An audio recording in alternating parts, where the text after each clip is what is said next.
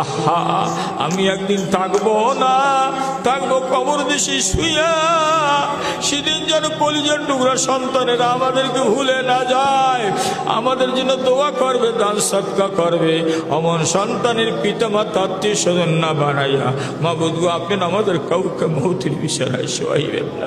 আল্লাহ, মৃত্যুর আগে যেন বুঝতে পারি আমার মৃত্যু এসে যাচ্ছে, দিলটা নরম হবে, চোখে পানি আসবে, ফাস্তবা নসিব হবে, গুনাহগুলো মাফ হবে, গুনাহগুলো নেকে পরিণত হয়ে যাবে, ওসিয়াত করে যেতে পারবো। গো আল্লাহ, গুনার হালাতে মৃত্যু দিবেন না, গুনার হালাতে মৃত্যু জাহান্নামের টিকিট।